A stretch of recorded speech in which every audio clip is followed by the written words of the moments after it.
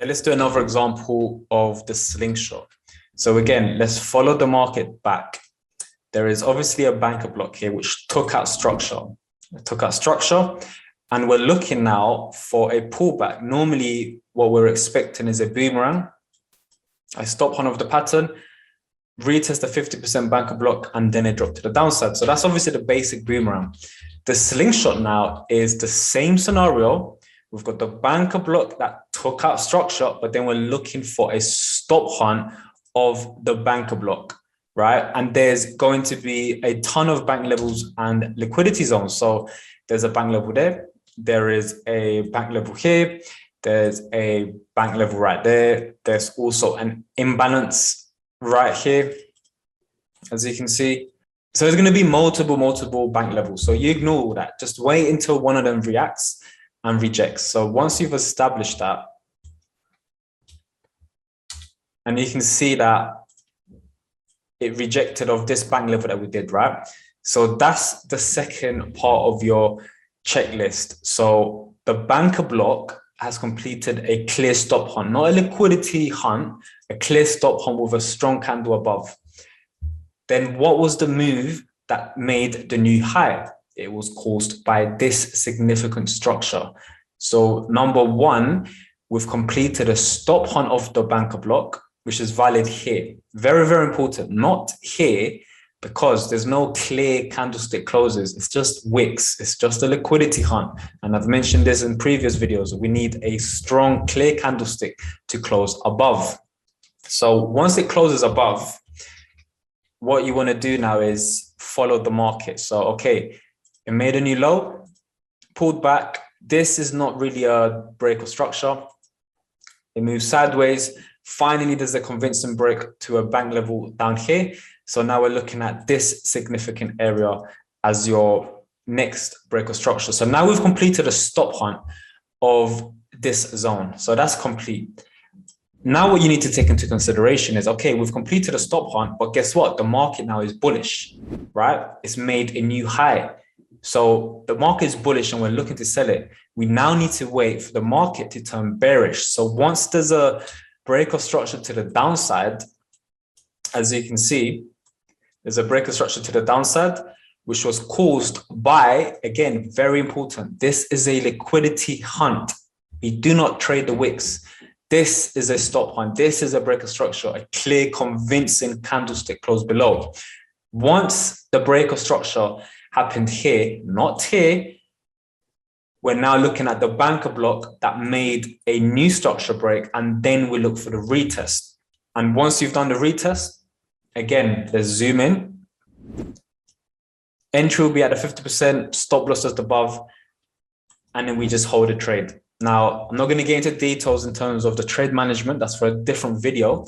But this is actually a trade that I took with you guys, in fact, in the live streams on YouTube. So if you guys actually go back to, I believe it was, the 16th of June, there's a live stream there where I covered it, which means this setup must have been ready on the 15th of June at 1 p.m. I was expecting this to play out.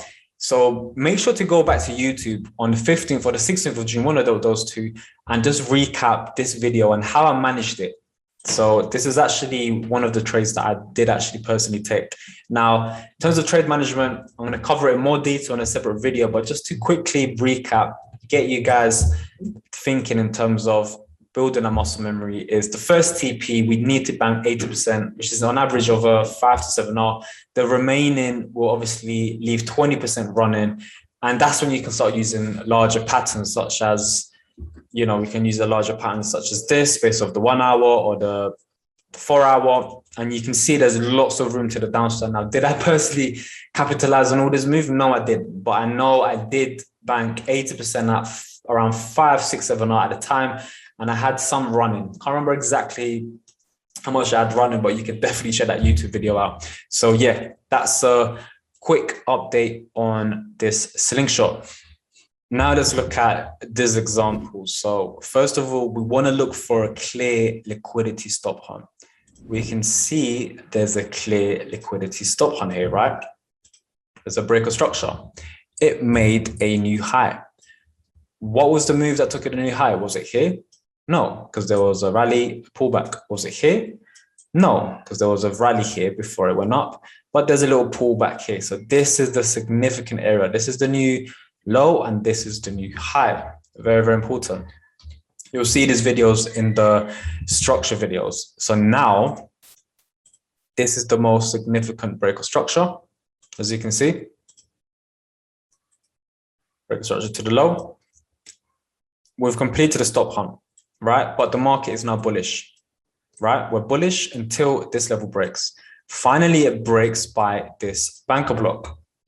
So let's actually highlight the banker block. As you can see, it's clearly here. But now we're looking for a stop hunt of the banker blocks. Now, again, price is going to do a lot of stuff. There's going to be setups here and equal lows, whatever. We're not interested in that. We're interested in what is happening after, above the banker block. We're looking at something above it. We're looking for a stop hunt of the banker block. This is a slingshot. So let's see what happens. Price obviously drops, etc. It makes new lows. Now that price does a stop hunt of the banker block, again, in advance, make sure you map out all the relevant levels. Here we can clearly see there's an imbalance above the banker block. All the other bank levels are filled. So the only scenario is this particular imbalance and potentially even this liquidity pool, but we can see that it clearly missed it, but it did go to the imbalance. This is why you need multiple options, multiple probabilities, not just one outcome. You need 2, 3, 4 scenarios, and one of them is going to come. If you just have one outcome, you're going to miss out on so many opportunities. Now, this particular imbalance played out, right? Very, very basic slingshot, break of structure, new low. It's bullish. We wait until it's bearish. It's now bearish. There's a banker block. Then we look for a stop hunt of the banker block and we map out any relevant bank levels, liquidity pools, imbalances, etc. on the stop hunt of this relevant banker block. And as you can see, there was clearly an imbalance rejection, but why did it reject from here and not from there? You may be asking, but look, let's look for a pattern. This is why we draw patterns. Look, simple expanding pattern, simple boomerang. We've got the one, we've got all of this as a 2. In fact, we've got 1, 2, and 3 rejection, and then the boomerang. We look to the left, there's no coincidence, there's an imbalance here. What's the likelihood of it coming up here? It's very unlikely because there is no pattern here. The relevant pattern happened here. So this is why this particular slingshot played out, right? Entry would have been there. Obviously, include the spread when you're taking your actual trade. Stop loss above the imbalance fib indicator.